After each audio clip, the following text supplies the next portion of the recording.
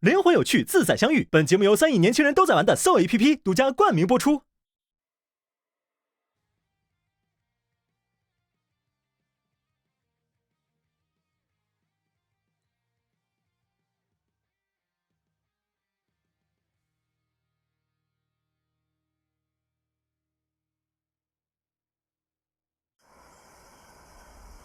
当冬天变成夏天，随着时间的推进，在这120天后，我们的12位少年会有哪些新的进展和新的故事呢？《怦然心动20岁冬季篇》返场特辑正式开始。慢点，慢点。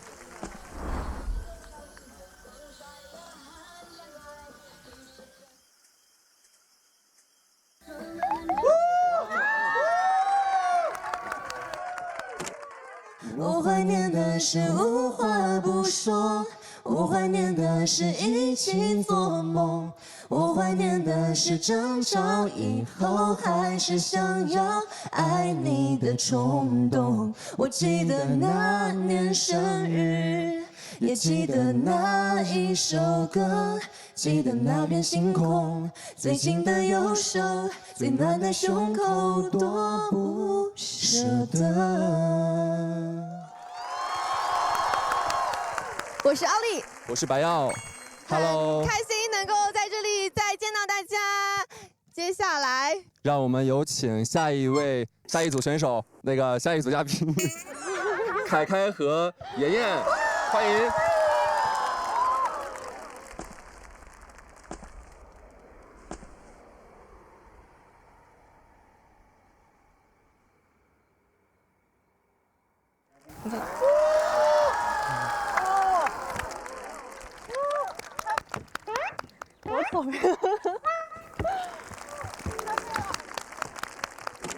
下雨天了怎么办？我好想你。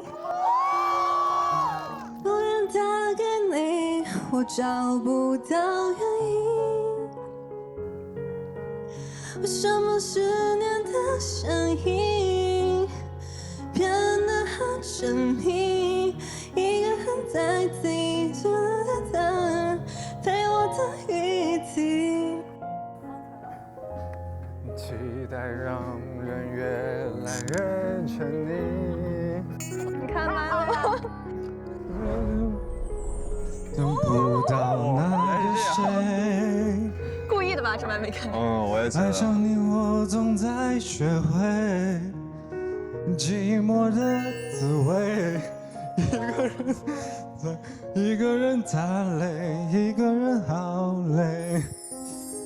怎样的雨，怎样的夜，怎样的我会让你好想念？雨要多大，天要多黑，才能够有你的体贴？只是没有你，我分不清那些差别，只要你好想。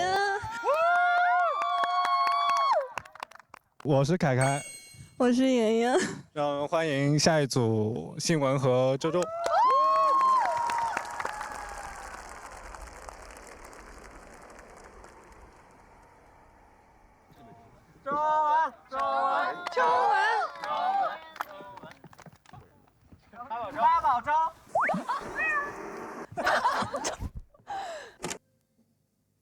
一天一天贴近你的心，你开心，我关心。一点一滴我都能感应，你是我最美的相信。等不到双子座流星雨洒满天际，先点燃就只仙女棒代替。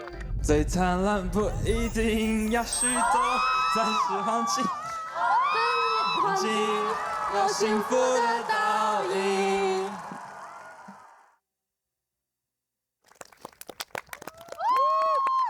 大家好，我是怦然心动的百灵鸟周周。我是新文，欢迎下一组是小胡和赵宇。哇，他们好甜啊！他们先人手来的。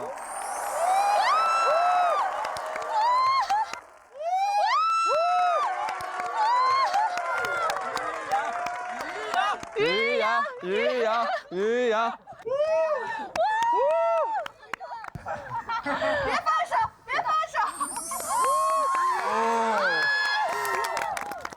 大家好，我是张兆宇。哦。可不可以不想你？我需要振作一下。能不能让你前行？就算世界末日，我也不会离去。需要你，我是一只鱼，水里的空气是你小心眼和坏脾气。没有你，像离开水的鱼，越看越活不下去，游来游去。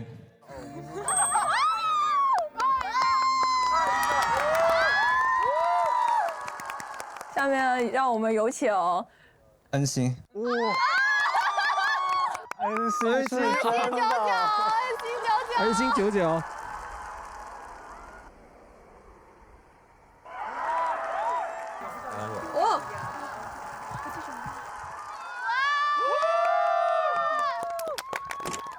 Show you off, show you off.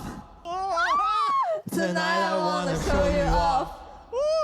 哎 what you got? A billion couldn't never bark. So just forget about the road we on tonight. 啊，风味好足啊！ I'm coming for ya, cause oh, 爱你。好了，我是恩恩，我是小新，让我们有请下一对齐宣 CP， 温柔的神。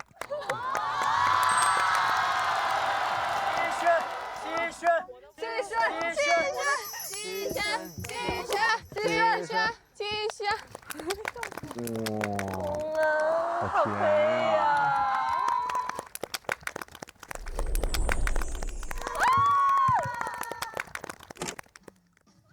当你的眼睛眯着笑，当你喝奶茶，当你吵，我想对你好，你从来不知道，想你也能成为嗜好。当你说今天的烦恼，当你说夜深你睡不着，我想对你说，却害怕都说错，好喜欢你，知不知道？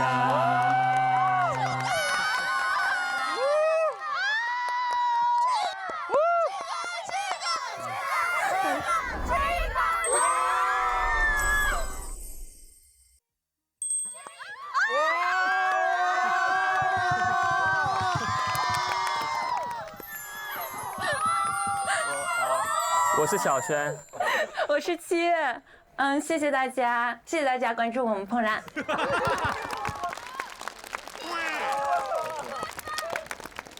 好的，欢迎各位嘉宾们回到我们的《怦然心动20岁》返场特辑。接下来呢，你们将两两登台，介绍你们眼中的彼此，并且回应你们线下相处的近况，以及完成一些粉丝们提出的大冒险。那第一对邀请的就是我们的奥利和白曜。哦，不是第一对吗？大家好，站在我右边的这一位叫做孙浩辰 ，A.K.A 白千禧王子，黑曜召唤师，晚自习课代表，今天是采药。今天是采药这什么东西啊？要我用3个词来形容他的话，我觉得会是真诚、体贴和魔丸。对，跟白曜老师的这个人格魅力是否有目共睹？完全有，非常有。Hello， 大家好，这里是奥利珠。那天这个女孩就用这种方式进入了这个冬天。在我的印象里呢，奥利老师虽然看起来表面上非常的外向，但是他是一个心思非常细腻的人。他会在别人沉默的时候给大家递过去一句话，然后也会在自己不开心的时候选择先把微笑给别人。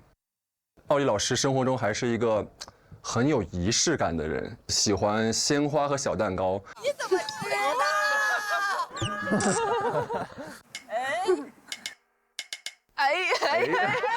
人尽皆知嘛。对啊。在我的眼里呢，奥利老师就是一个一直在发着光的人。我觉得奥利老师值得被更多人看到和喜欢。你也是，好吧？好，谢谢。谢谢大家。那我们要开始爆料了。好的，准备好了吗？准备。可以没有吗？准备好了，准备好了。肯定是大家最关心的。如果没有离开旅行的话，那一天你们会给对方留言吗？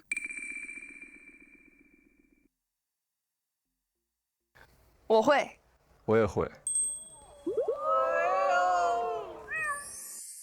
你们两个离开节目之后，线下有没有发展？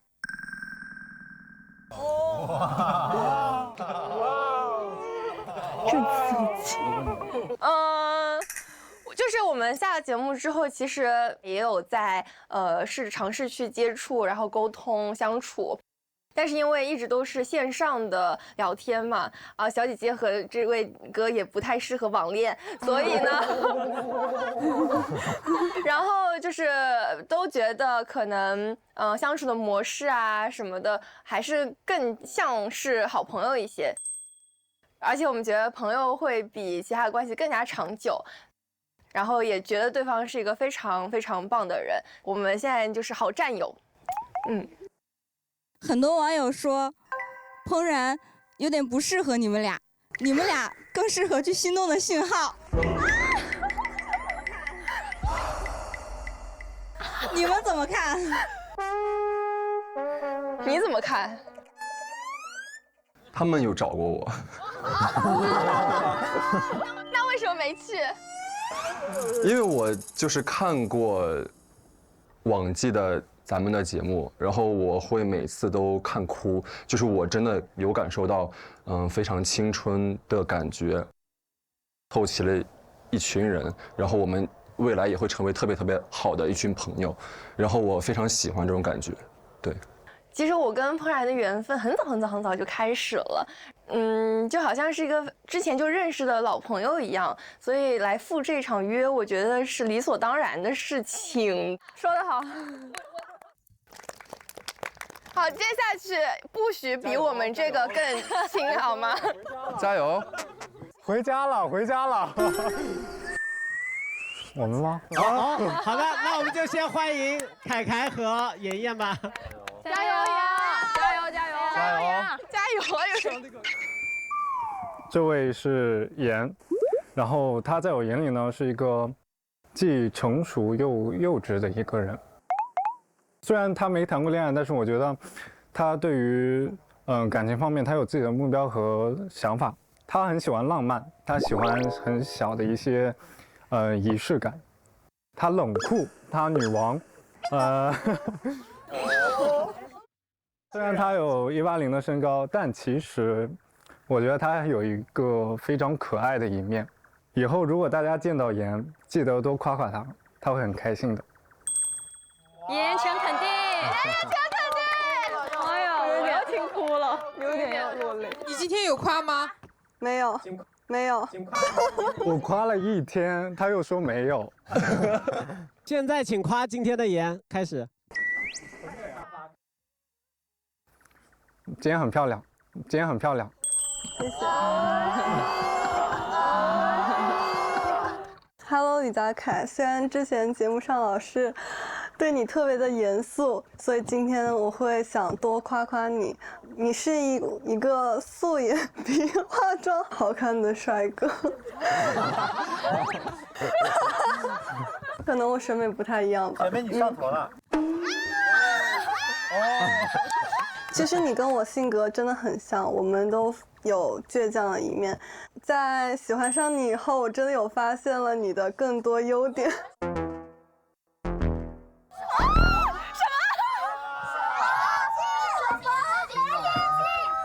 在喜欢上你后，我有看到你更多优点。在喜欢上你后，我有看到你更多优点。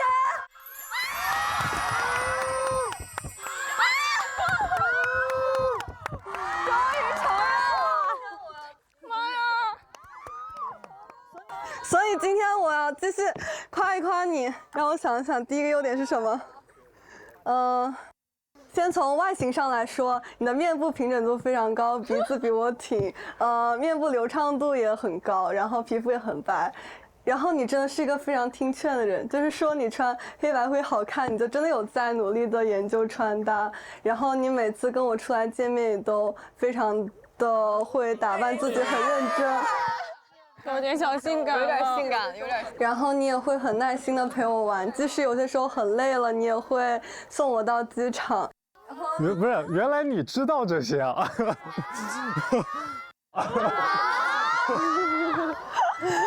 我老天呀！虽然我之前总是盯着你的缺点不放，但我线下真的有看到你的更多优点。很高兴认识你，李佳凯。很高兴认识你，张小妍。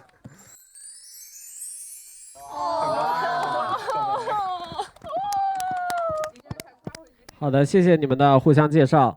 你们的许愿池中也有很多粉丝提出了大冒险，现在征求你们的意愿，是否要进行该环节？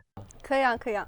好，那我们选择了3个可能在你们现在关系尺度内的大冒险。第一个大冒险是你们的粉丝希望你们一起合跳一支舞，弥补这一季舞会错过的遗憾。可以换我邀请他吗？可以啊，那请凯凯转过去吧。哦。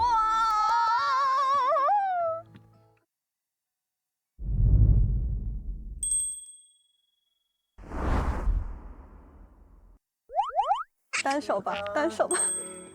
你先。跟我转圈，我转圈，这对吗？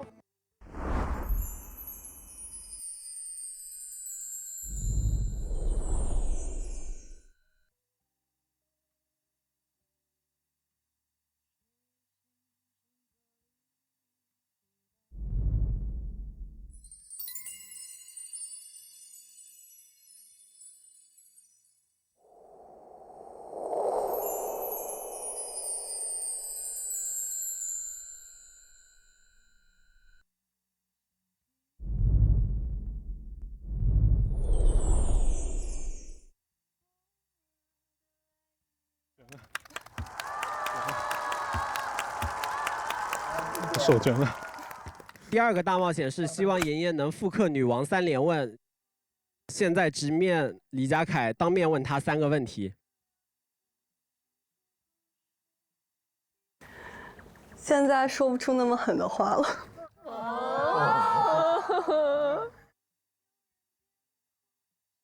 今天天气怎么样？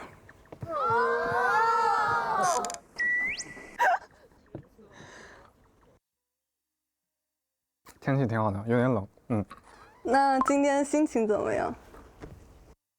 心情还不错，跌宕起伏。怎么又是这句话？那明天心情会怎么样呢？应该也会很好吧。最后一个大冒险，看你们对视15秒。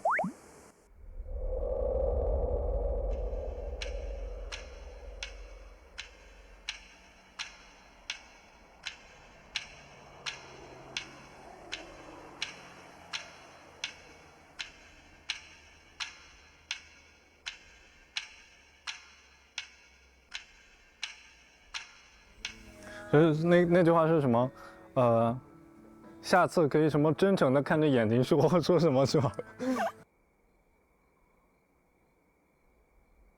到了吧？好的，接下来就是我们的爆料时间了。我以为结束了，以为结束了。来，爆料时间，第一个爆料是。听说你们2个人的感情本来是很顺利的，结果转折点是节目结束后的一次饭局。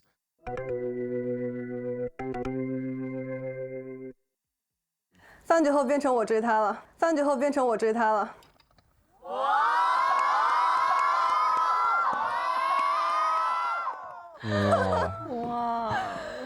唉，其实那次饭局我也变得非常非常理性，跟他去聊，但是感觉聊的并不是很顺利。然后3月3号那天，你跟我说做回100%朋友以后，我有点后悔了，所以我有主动去上海找过你3、4次。哇！后面的故事后面会说。第二个爆料是，妍妍私底下给我发过几次在 KTV 流泪唱歌的语音，说她有点想回到节目里再来一次。你不说我从来不知道。其实每周2、每周3播出时候我都很紧张，然后我每周2、每周3基本都会去 KTV 唱歌，去缓解一下我的情绪。就是感觉可能有些时候会有点后悔吧，后悔当时为什么要那么做。就是情绪很复杂，其实我也跟严凯 P 们一样，就是爱仰卧起坐，爱左脑互搏，所以我会通过这个方式来发泄自己的情绪。Yes， 然后其实线下本人也有变得更加的感性。好的，那我们欢迎第3组周周新闻。今天大家都很累了，我给大家带了豪氏的藜麦吐司面包作为晚上的补给。哇！这个是专门给你的爱心牌面包。哇，七月你怎么这么好？因为你下午不是说你想吃吐司吗？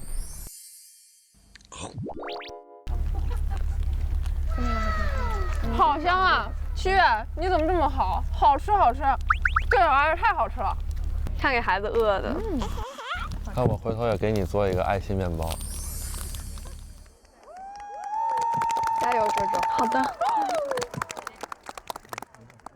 报告各位老师，现在站在我旁边的是张新文同学，他是一个非常细腻的人，他会跟我打4、5个小时的电话，然后他也是一个非常有安全感的人。我之前会对感情会比较的负面，或者是不相信，但是跟他相处的过程中，会慢慢消解掉这些负面的东西。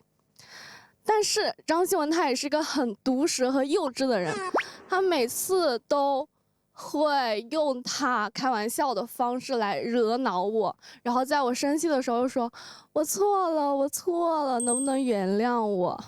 哇！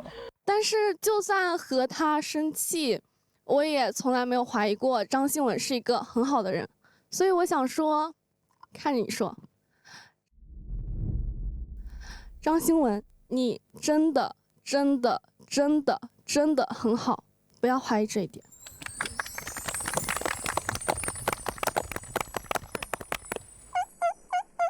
哦，原来是可以带手机的。她是周周，是一个笑起来特别甜、特别可爱的小女孩。她是一个很有创意的女生，即使我们隔着7600多公里见不到彼此，她也会对我讲说：“那我们就在手机上一起看电视吧。”她是一个接我电话很准时的人，虽然有时候会说在跟恩恩和妍妍打电话，所以我有点嫉妒他们2个，但是大部分时间她还是很准时的。抱歉啊，新闻。她还是一个有点健忘的人，健忘到每次我开玩笑惹恼她了之后，过几天又可以很快重新开始聊天。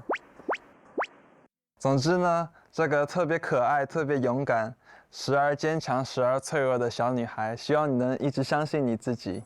好的。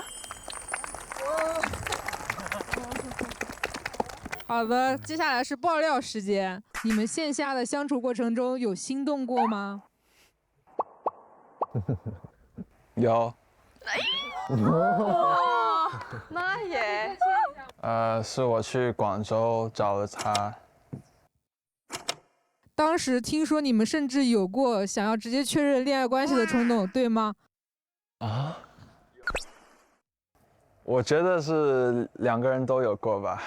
那怎么？我觉得就是看到他有安排很多，就是想让我在广州玩得很开心，因为我只能待2天，然后他就想把那2天安排得很完整，就想带我多逛逛每个要去的景点，所以就觉得很好。就是我最心动的一个点，可能是当时我们两个在一个马路边上等红绿灯的时候，有一个路人在推一个老爷爷，就有点发生争执那种。然后他的第一反应就是想要过去制止他，然后帮助那个老爷爷。所以我觉得就是这个点会比较戳我，对，因为他真的还蛮善良的，听说那个周周经常和恩恩和妍妍聊你的心事，现在想把话筒给到你们两个，你们俩可以随便说一个我们大家都不知道的少女心事吧。我要说一句，这个周周和妍妍他们俩真正的少女心事全都瞒着我，今天才知道什么我喜欢他什么，我今天才知道，之前没有同时同步给我，对吧？基本同时了吧？我也要说一个，我们每次问恩恩，我说恩恩有时间吗？打电话，恩恩说不行，我要陪小新，他已经等我很久啦。我的天哪！我有一次跟小新说话，他说我要叫恩恩起床。原来都赖我，原来你们的少女心事全赖我。最后一个其实不是问题啊，有一次我在跟周周一起去参加一个线下活动的时候，然后周周提了一嘴说，我好像是所有女生里面唯一一个没有穿过礼服的人。然后我想说，就是我们不想让别的女孩有的东西你没有。真的吗？所以我们。哇！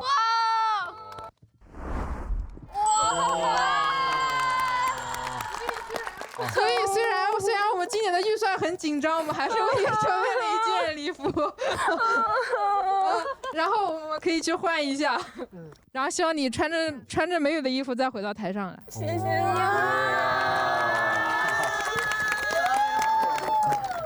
快去换上。走。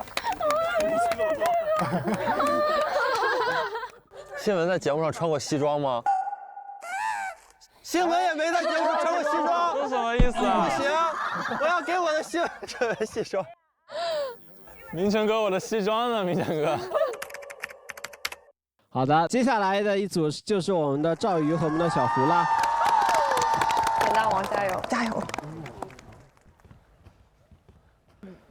大家好，她叫张兆瑜，是我的女朋友。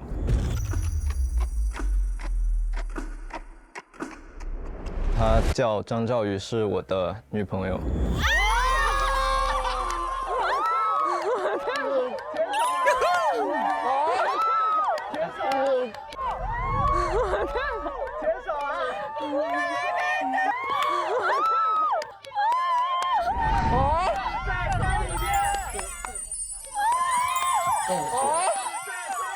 众所周知，她很美，然后很温柔，也很有才华。但是我有更深入的点想跟大家分享。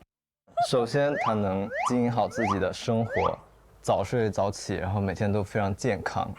然后，她看电影只看可爱的动画片，因为她太容易共情，看到任何一点就是有遗憾的情节，她都会哭得很凶。第三个是他喜欢晴天，他和他的生活就像晴天，即便有乌云也会透出来光。他能感受到很多细微的美好，就像只要有光线照射，空气中的尘埃也能闪闪发光。我就是那个尘埃。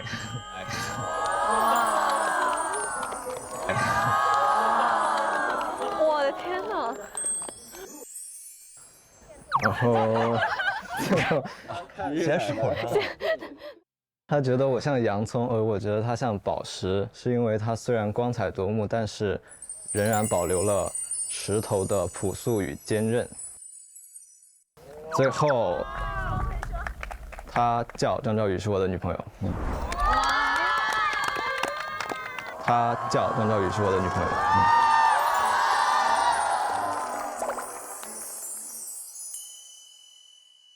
我的妈！难怪你刚刚说我要输了。然后下面由我来给这位胡一阳同学进行自我介绍。他是胡一阳，是我的男朋友。他是胡一阳，是我的男朋友。然后本人呢，因为跟胡一阳了解颇深，所以说我拿到了一本专属于我的胡一阳使用说明书。我们现在来从头到脚的来观看一下这位胡一阳同学。先看这个头，他的头发呢毛茸茸的，所以说有的时候我经常很喜欢摸他的头，私下里都会这样抓他。然后我们来看他的脸，他的脸长得非常的标准，是完全击中了我的审美点的。这我非常喜欢他的长相，以及他总是有时候会担心自己长得不好看，但是实际上在我的眼里他是特别好看、特别帅，不是特别，他是我眼里最帅的人。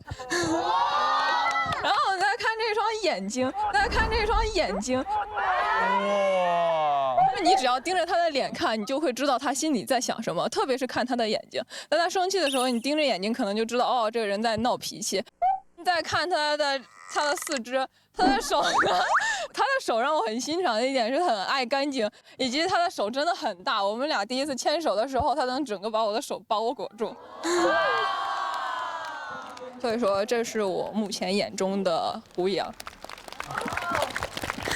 磕到了，磕对了。好的，那来准备你们的大冒险吧。那既然这样，你们应该什么都是可以的，对吧？注意一点尺度。请一阳对着赵瑜边哼唧边叫姐姐。天哪！我到现在还没有搞懂哼唧到底是。就是有一些时候，我们两个人走在路上，他就开始然后开始自说自话，或者是在那里唱歌，然后或者是抱着我的时候在那里抱着，演示一下，那就来复刻一下抱着叫姐姐的场面吧。想看。主帧观察。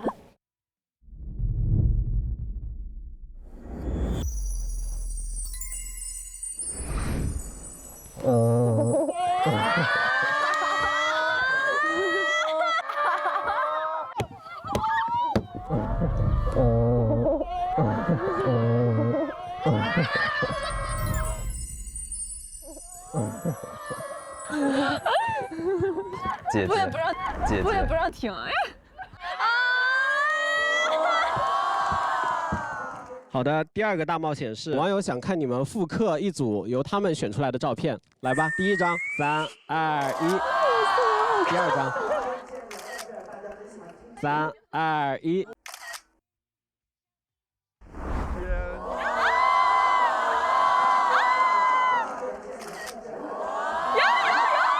我的妈！最后一个大冒险，想看于洋接吻。哇！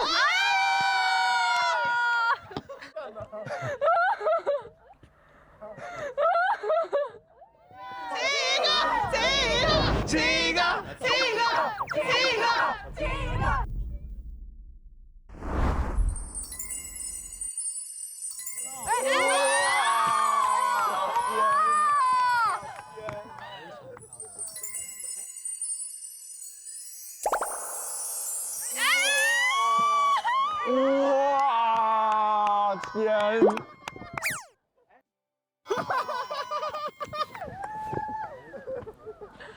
拍到了吗？是不是没拍到？没拍到。开玩笑的。接下来是爆料时间啊！赵瑜就是看到了易阳发的《水晶球约会日记》的那篇少男日记之后，给我发送了“夯牛胡一阳真男人”3条信息。请问当时是什么心情？当时首先是震撼到了，我说这个男的怎么回事啊？他咋了？就更加强烈的感受到了他的直白，然后他对我的维护，他面对舆论愿意直接站出来为我发声，或者是更加能够清楚地承认自己的心意，然后为了我做出来这么多东西，我真的很感动。那你给我发完这几条之后，你给胡一阳发了哪3个字呢？我发了我发了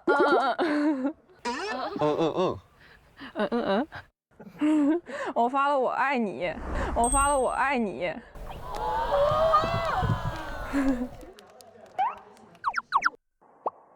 据我所知，赵瑜对易阳的备注有一个很长的进化史，请赵瑜简述一下你的心路历程。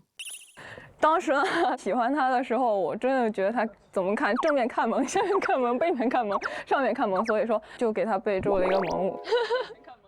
第二个，前期一直都是我们两个当时在磨合的时候没有找到最适合我们两个人的相处模式，我总是会嫌他话太少了，所以说给他备注的是闷葫芦。第三个是可以给此人一点好脸色，是因为我们当时出现了问题，但是他后面的时候给我发长文，积极的解决了这件事情，我有感觉到他其实是有在正面的去做一些他能够力所能及并且能做得很好的事，所以说我给他改回从一个不太好的备注改成可以给此人一点好脸色。然后后面的时候我又觉得说我们两个人后面关系更加升温了以后，可能是最近太爱了，然后有一个爱情。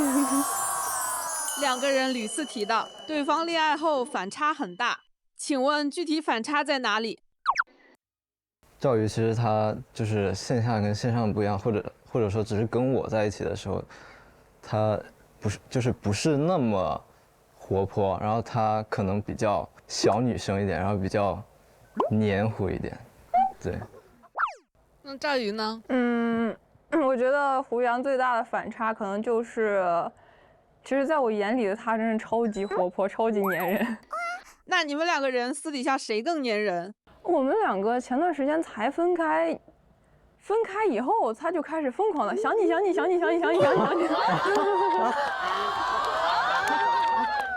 要掉到台下去。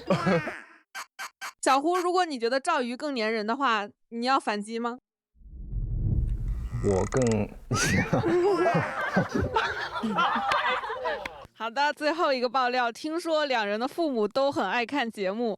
小胡的爸爸朋友圈还发了冰湖重生的 AI 海报。再采访一下双方的父母，最喜欢节目里的哪位男生和女生？反正我爸妈最喜欢的是赵瑜。对不住了，胡一阳。我妈妈属于是间歇性喜欢胡一阳，大部分时候认可白曜的。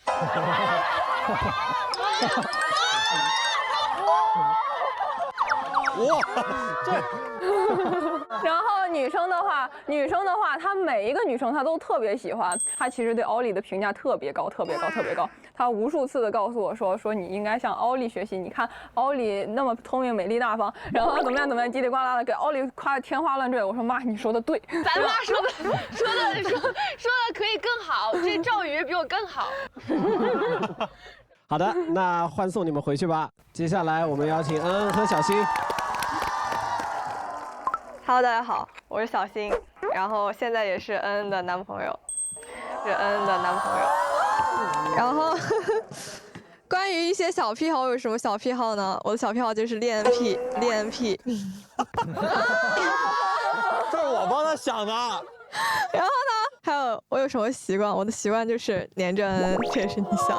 好，然后现在是作为恩恩的视角，然后来想一下小新都有什么性格特点。就是在我第一次见到小新的时候，我会觉得他是一个好像很大大咧咧，然后不会有什么心事的男孩。但是我真的接触他这么久之后，我发现他真的是内心很细腻并且很感性的一个男孩。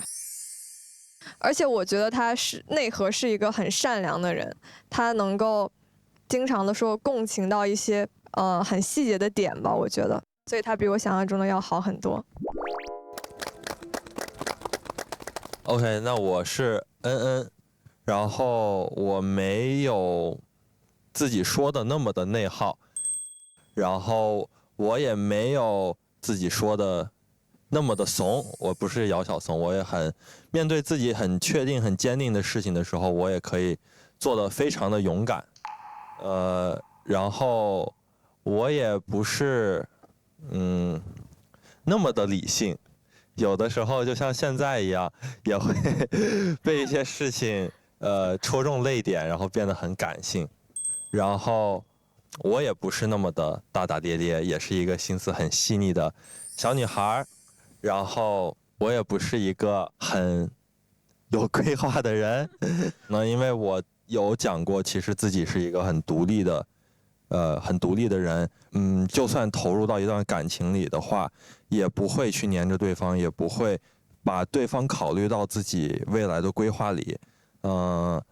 但是现在好像一切都在发生一些转变，好像就是小新慢慢的进入到了他的人生的规划里，所以这点小新非常感动。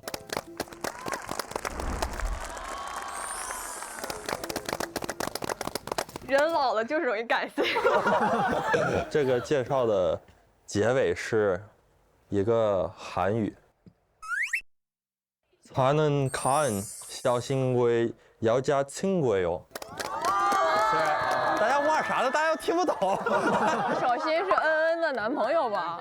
翻译就是我是恩恩，然后现在是小新的女朋友。和一个对，맞습니다。对，是的，是的。真 CP 就没在怕的啊。然后下面不是，我是觉得这些人说的还不如我直接自己做呢。开玩笑。我走。开玩笑，开玩笑。我先说第一个比较简单啊，是网友想看的，希望你们比身高。小新的下巴到底在不在恩的头顶呢？在吧。在哦。在啊。哇！正好。严丝合缝。第二个，再来一次身高差大拥抱，来吧。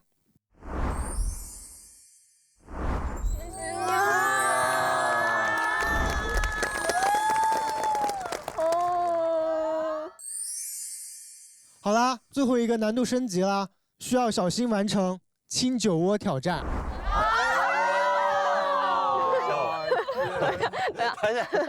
他现在都笑成这样了。酒窝是什么部位啊？也可以不清楚，也可以亲嘴。不是酒窝是到底是哪个？这里，这里。OK。来吧。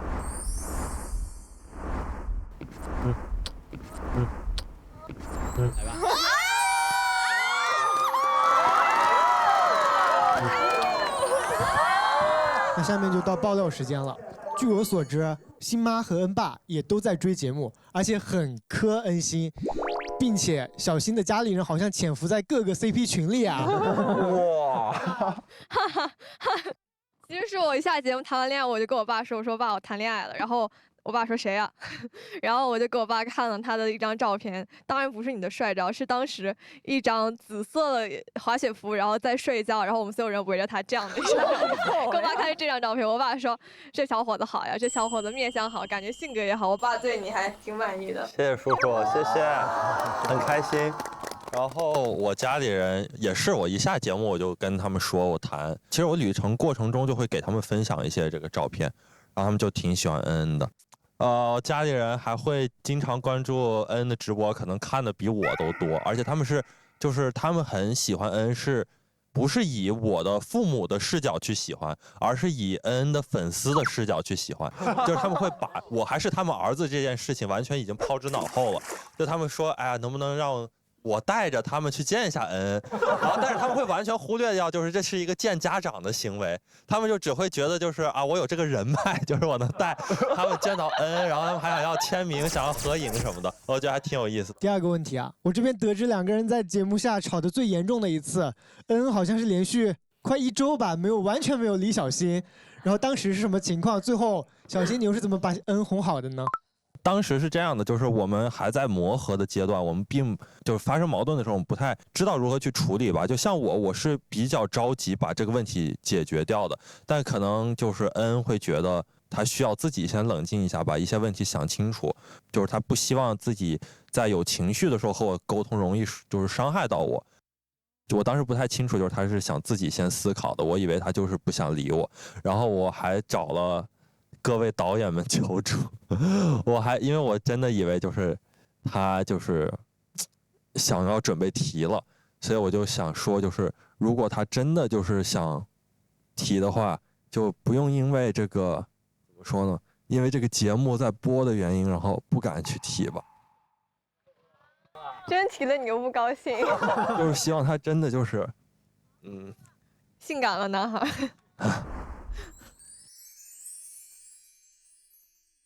就是当时就是想的，如果他真的跟我谈的不是很开心的话，就还是就是好了好了好了好了。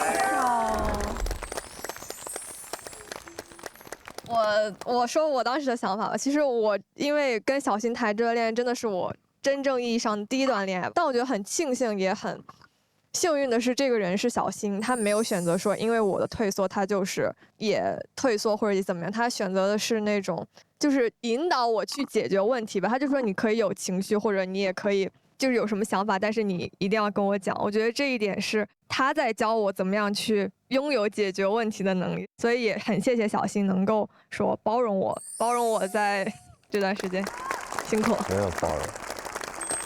下一个问题想提问恩恩啊，你们因为长时间处于异国恋的状态嘛，听说有一次你跟小新煲电话粥，时间长达7个小时以上，然后且是小新一晚上没有睡，煲电话粥，当时发生了什么？当时是因为我就是做了一个噩梦，醒了之后不敢睡觉了。我当时第一时间就给小新打电话说，我做噩梦，我没有办法睡着怎么办？然后他就说，那我就陪着你呗。然后我以为他会，比如说我睡着了，比如30分钟他就挂掉什么，但是只要我醒来，他都一直没有挂电话，一直在陪我。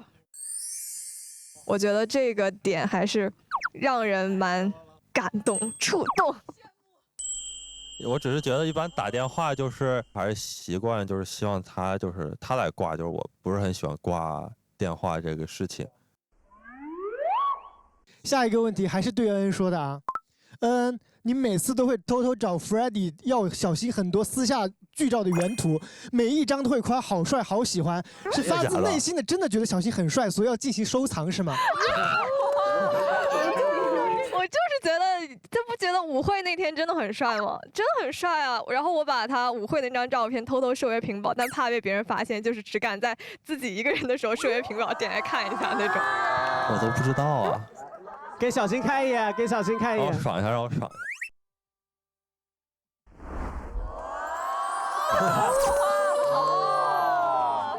确实帅。小象跟这样一个人聊天，瞬间就没有什么那个气可以生了。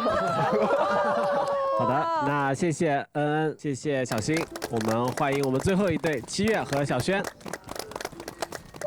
那我先开始。对对。那这是7月，然后呢，他最大的爱好就是睡觉啊，他真的很爱睡觉，然后还有喝奶茶。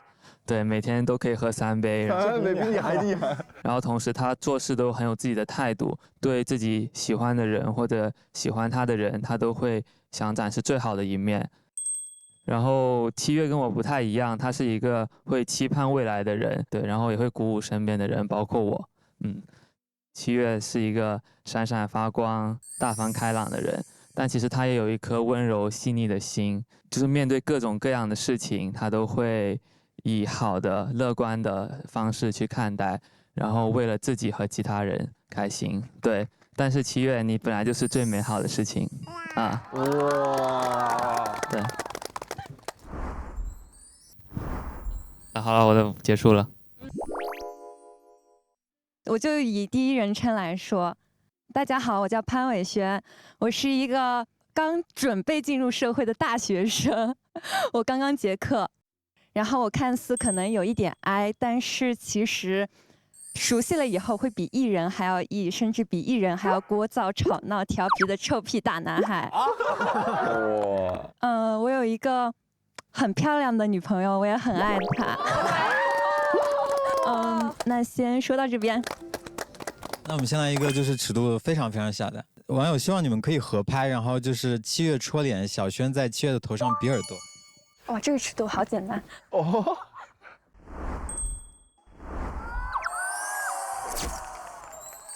网友们想看7月复刻拉着小轩领口对视的场面。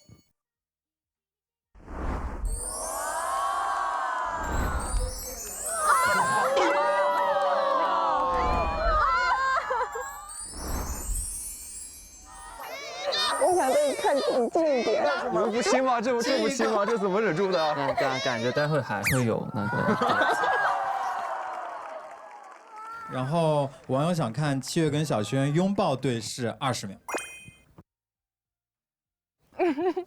没有计时，没有计时。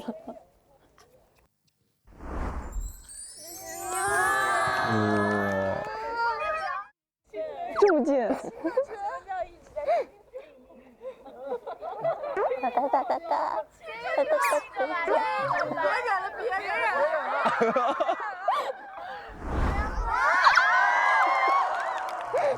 香，我脸呛呛了。广告之后精彩继续。好了，那最后网友希望你们可以复刻《First Love》里面那个经典一吻。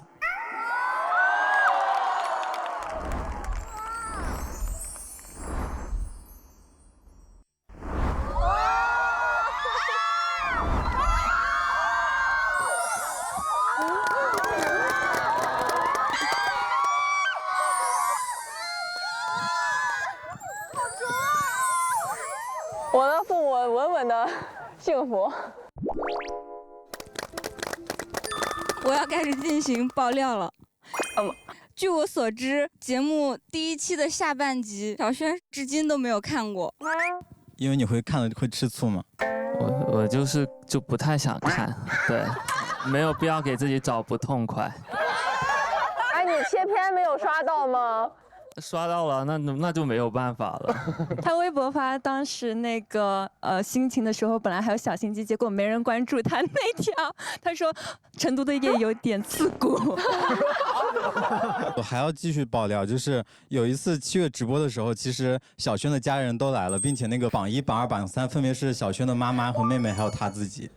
哇，对，就他们就是我妈妈就会问我，就是说7月什么时候开直播，然后他就一直就是手机就会放在那边，对，还用2台手机一起看，对，可能就他觉得就是可以就更多人看啊这样子，对。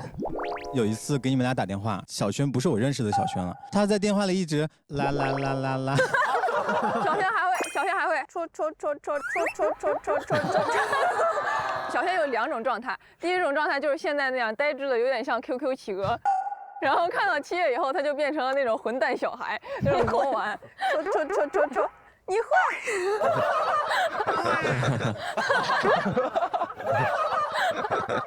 你对我坏，你对我坏。都不记得了，感觉怎么？怎么样的？喵。不。小轩跟7月彼此都互相见过家长了。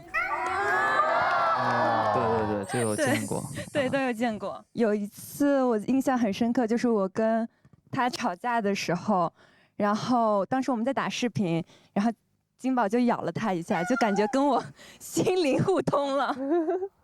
他说金宝从来没有这样过，然后感觉突然发疯了。那你们彼此就是见完家长之后，就家长对对方的评价都还不错吧？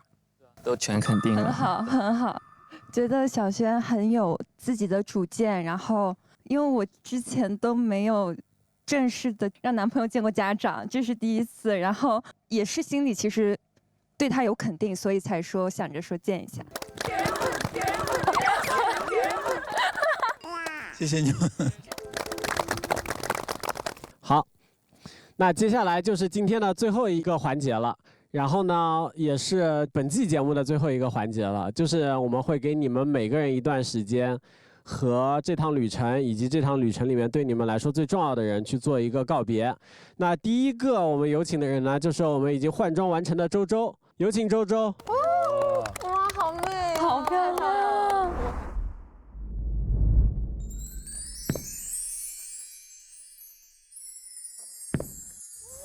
哇，好美。哇，好适合，好漂亮，真的很美。我感觉现在有点像做梦一样，就是没有想到还有这一次机会能够补上穿上这次礼服，所以我想邀请和我一样没有参加过舞会的张馨雯，你愿意吗？好呀，这是我的西装，我没有西装可能。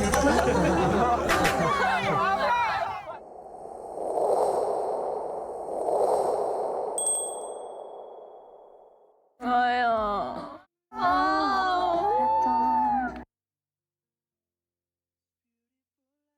转个圈。转一圈。哇！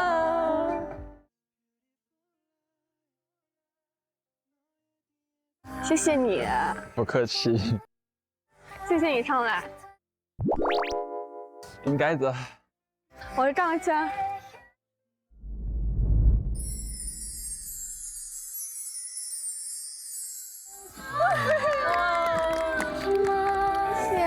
谢谢。哇，好美。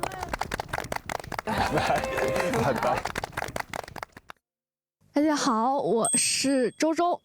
其实一直以来，我都是一个不敢对太多事情抱有期待的人，因为我总会害怕，如果期待太高的话，那个落差我是否能够承受得住。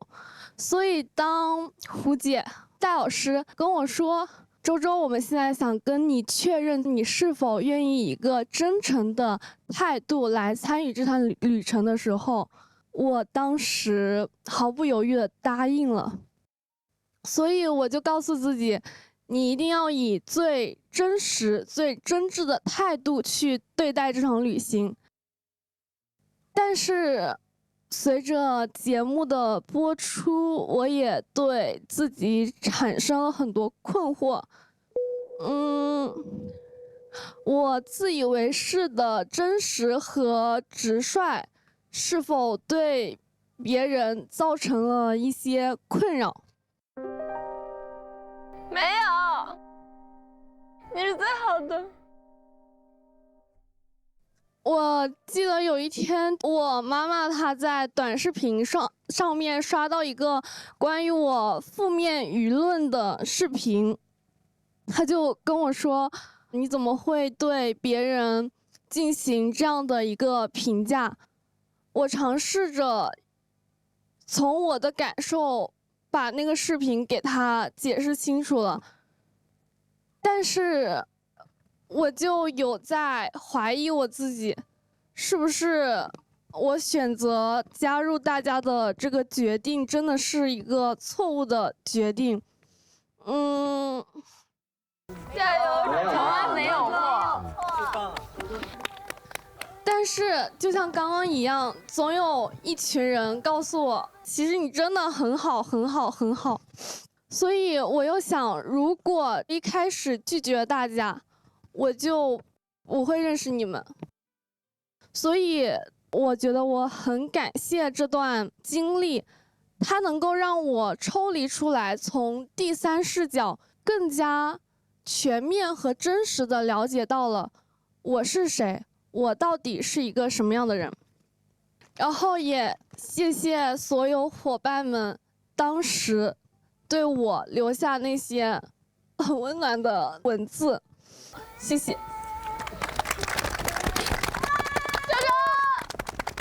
但其实最幸运的还是遇到了张新文。谢谢你公开用那些温暖的文字拖住我。谢谢你在我遭受了那么多负面的舆论的时候，你跟我说你需要我吗？我可以现在给你打电话。谢谢我自己都开始讨厌自己的时候，你能够蹲下来抱抱我，摸摸我的头。其实我和张新文节目上相处的时间很短，所以我们只能够依靠线上来进行相处。我们聊到3、4点都舍不得睡觉，我们也会，不要，你不要拿纸巾，我没有哭，不要，谢谢。其实他去澳洲之前，他就线下来广州找过一次我。那2天相处完那个晚上，我就觉得糟糕了，我真的很喜欢他，我真的很想跟他表白。没有想到之后跟你聊天的时候，你说你有这种想法，所以我当时就好开心，原来不是我一个人在自作多情。但是我也选择用理性去压制住了这份想要表白的冲动。在远距离和各种各样的事情当中，我们也发生了很多的摩擦和争吵。我记得最严重的是，当时在准备考研复试的时候，我们两个开始了冷战。那个时间段开始，我觉得我好像按下了暂停键。我的心动的程度和对未来的期望，好像也停在了那一刻。所以，如果我为我们这段感情进行一个定义，我仍然会说我们是没有确定过恋爱关系的O1。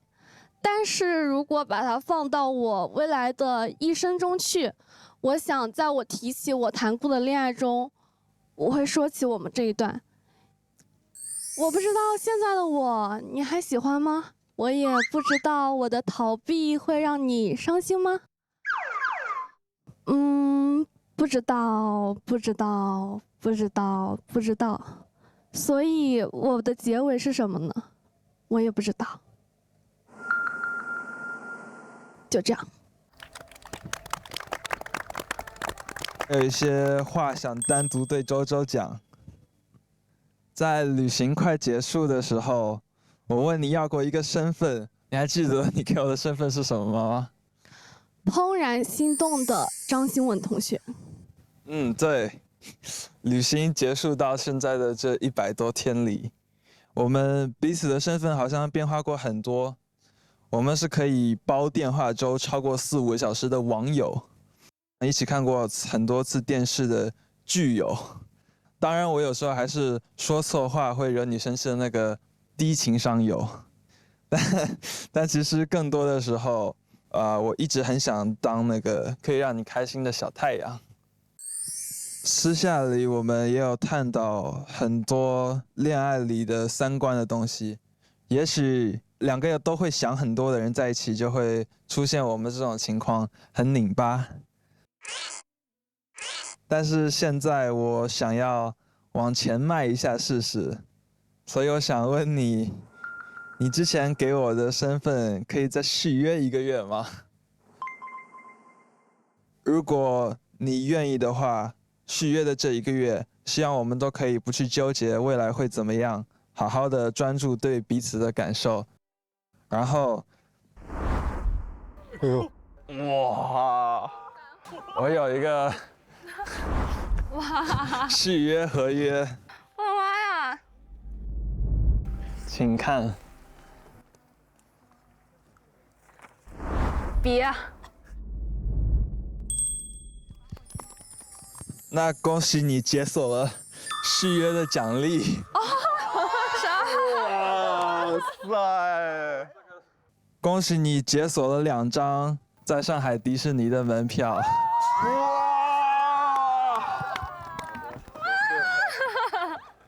好开心！抱一个，抱一个。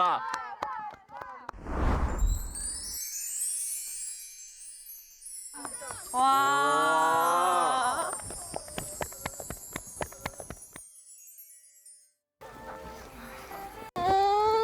干嘛？